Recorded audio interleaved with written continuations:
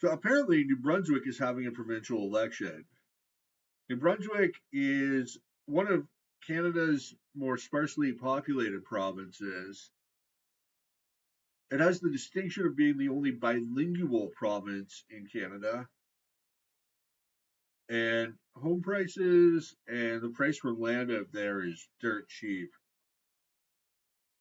Anyway, I took a look at the leaders debate, and here were my thoughts on what the politicians had to say. So the first topic in the debate was healthcare, always a contentious subject in Canadian politics. And all three of the parties on the stage, essentially in lockstep on the need to expand public health care, and in particular, the need to invest in collaborative care centers. So, to give you some background here, they did a pilot study 14 years ago with this collaborative care center model. And the idea, which is a good one, is to take some of the burden off of physicians. So you've got an administrative center, you go in, you check in, and then they might send you to a nurse. The nurse might refer you to the doctor. But basically, you have a whole bunch of health practitioners that are sort of working in a nexus around the administrator, the intake, receptionist.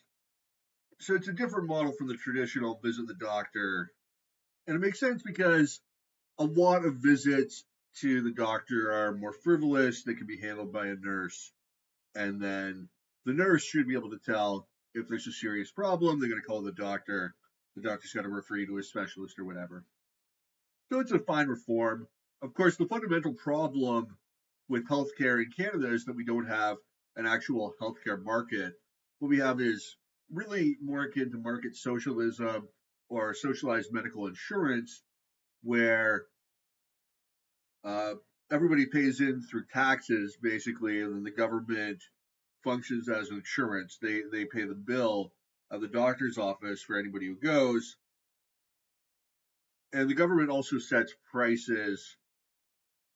So the doctors are sort of like private businesses or businesses that contract with the government, and they'll get paid whatever it is, $40 for a doctor's visit. You give them an injection that's $8. I don't know the exact figures, doesn't matter. Point is, the government sets the prices. Anyway, all three of the parties have the same position, basically. The moderator even says it himself. The Progressive Conservative Party, Mr. Higgs, all the parties are talking about collaborative care clinics as a way. There you hear them. All the parties are saying collaborative care clinics are the way to go. My point is, there's really very little difference between the Conservatives, the Liberal, and the NDP. They all have essentially the same opinions. Despite that all the parties are in fact in lockstep, they like to pretend that there's dramatic differences between them. For example, one of the reasons why it's taking so long to advance primary care in this province is because we have a government unwilling to act and invest in healthcare, and a government unwilling to act and invest in healthcare.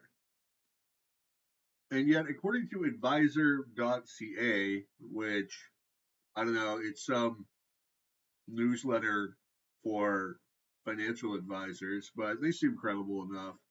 The 2023 to 2024 budget included $3.6 billion for the healthcare sector, increase of 10%, which is pretty substantial. So the Liberals want to increase healthcare spending. The Conservatives did increase healthcare spending. The next question was kind of interesting. Ms. Holt, the PC campaign has promised to not allow any new safe injection sites in New Brunswick because, according to Mr. Higgs, he wants to give people, quote, the drug treatment they need rather than the free drugs that they want. Would you allow any more safe injection sites? You have 90 seconds to respond. So this is really topical. Canada's got a huge drug problem, especially in Vancouver, which took a very hands-off approach in dealing with drugs. Basically, what they did was the police were no longer allowed to confiscate your drugs when you got caught if you had like a few grams of meth or whatever. It was totally decriminalized. They couldn't even confiscate your drugs. So that was basically a huge failure. And they've since walked back on that a little bit.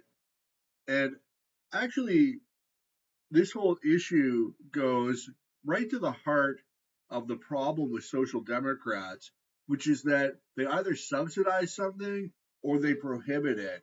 And pretty clear you don't want to be subsidizing drug use. They were literally giving away free drugs in Vancouver as part of the Safe Supply Initiative to try to cut back on overdoses.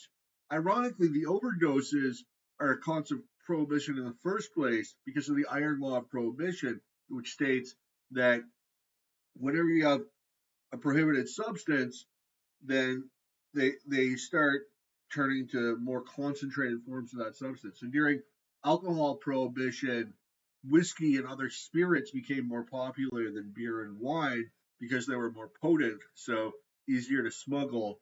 And the same thing happened with fentanyl replacing heroin. Fentanyl, of course, much more dangerous and much more potent, so it's easier to smuggle it in to Canada. I think instead of enabling drug addicts, what they need is rehab. They need a change of environment and they need to get off drugs, quite simply. I mean, Canada has no shortage of rural communities that need investment. So what they should do is just take these junkies from Vancouver, ship them off to like somewhere in Saskatchewan or Manitoba, up north, and put them through rehab when they're completely away from drug culture, drug life, access to drugs. Get them out there on a farm doing manual labor or something, instilling them, proper values. I think that's going to be a lot more effective. What these what these safe injection sites and safe supply sites are doing, it's just a band-aid solution. They're not addressing the core problem. And then the other side of it is the economy, the economic problem, especially young people suffer significantly from a lack of economic engagement. Minimum wage is too high. It's very difficult for young people to get jobs nowadays. So they get into this drug culture, drug life, and they're not being, healthy, normal, productive members of society. And then there's a cultural component. We do have a culture that glorifies this whole drug use and the drug culture. Bottom line, rehab is the way to go, not enabling drug addicts to continue with their disease. I do agree that drug use is a social problem that needs to be dealt with by family, community organization, churches, whoever, not so much through the legal system in the sense of throw them in jail. I don't think that's going to work. And already our jails and court system is overburdened. The other thing is that there are some therapeutic applications to drugs like psilocybin mushrooms, LSD, when it comes to treating depression or post-traumatic stress disorder, post-traumatic stress syndrome, post-traumatic stress disorder. Ketamine has, I think, very profound applications for the treatment of depression. MDMA is another drug that might have therapeutic uses. So it's a shame that criminalization has halted or delayed research into the use of these substances for therapy. And also, a little responsible recreational drug use when it's not habitual, when it's not a way of life, but, a way of spicing up the weekend, might not be the end of the world. We've legalized cannabis, and I think that was a good move, although I have a lot of objections to the way that it was done. I'd rather have like more of a free market in marijuana where anybody can participate instead of the system of licensure that restricts it to corporations and a select few. But I see no reason why psilocybin mushrooms or LSD couldn't be legalized as well. These drugs aren't really addictive and habit forming in the way that like meth or cocaine can be. So just in watching the debate and from what I've read on Wikipedia, whatnot, some very skin level research. Seems like I support the conservative guy here. He has managed to bring in a budget surplus and at least is paying down the debt. He's paid down a couple billion on the debt. So a little more on the fiscal responsibility side, which is usually completely lacking in Canadian politics at the federal and the provincial level.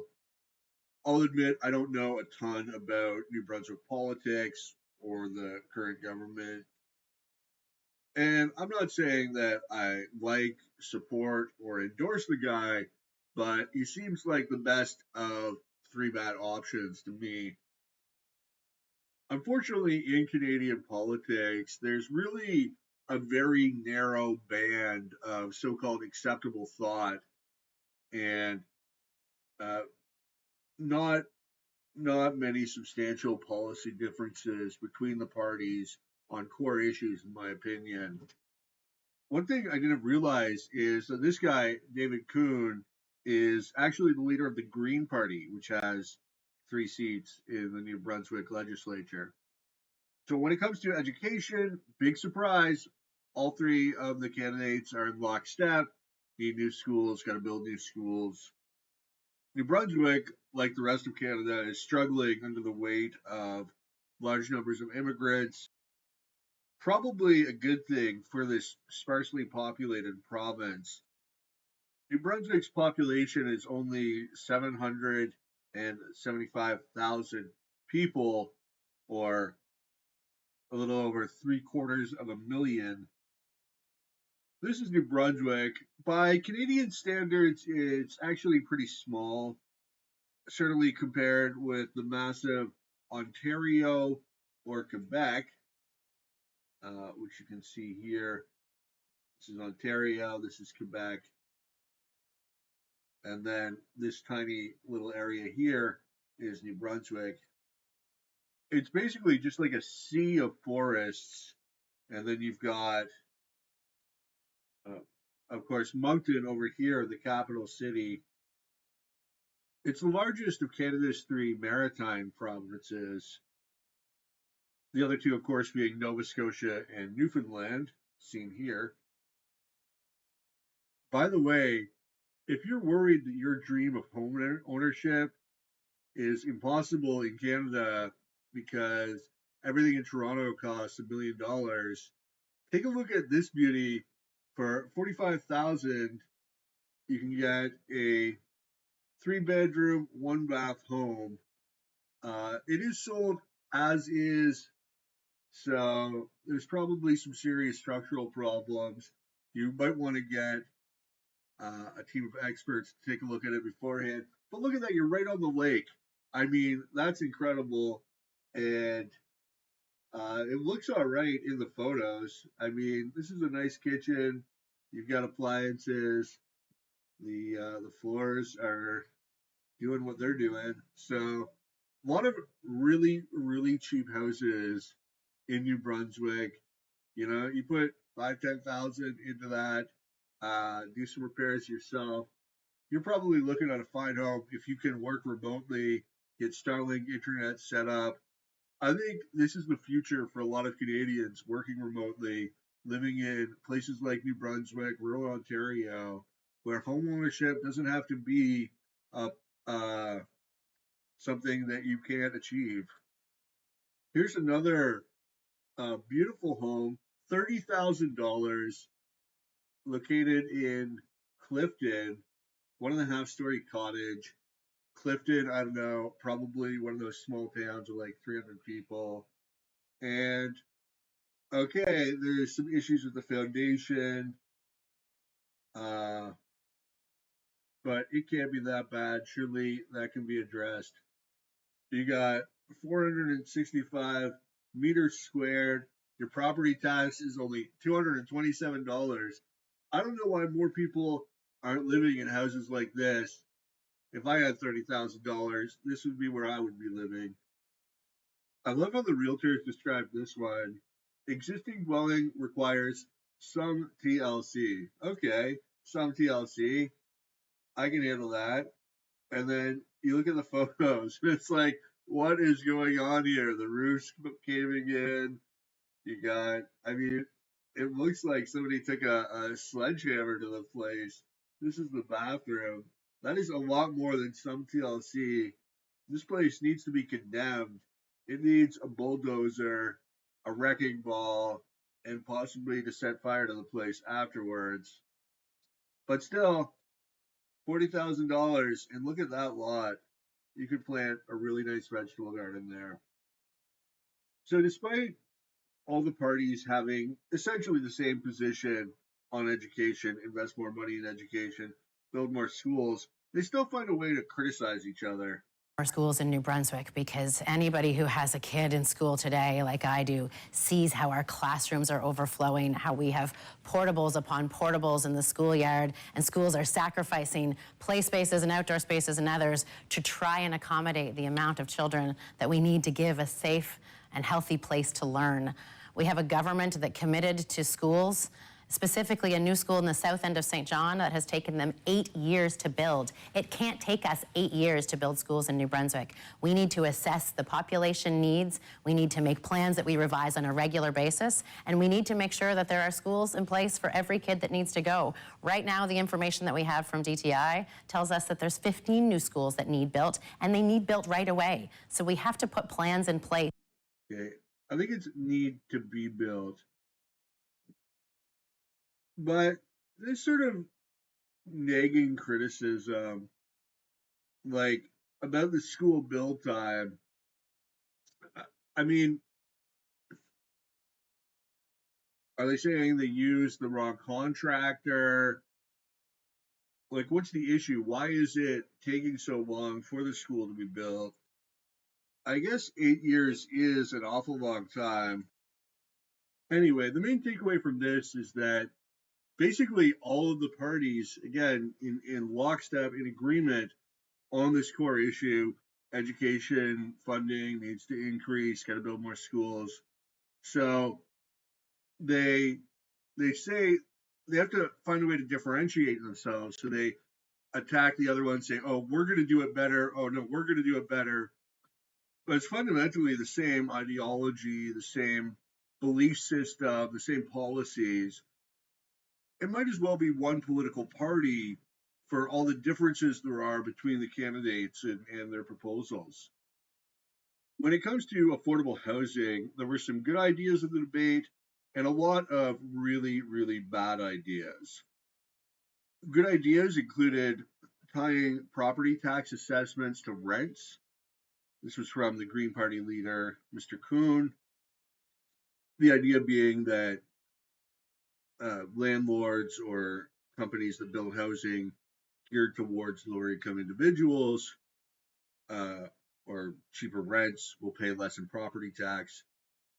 And the Liberals had a decent suggestion, which was eliminating the PST on new builds. Nobody mentioned zoning, which I guess is a provincial or a municipal issue, but maybe the province could have some sway there. Unfortunately, they're all sort of in favor of rent control, which it works for the people that have an apartment, but it makes matters worse in the long run.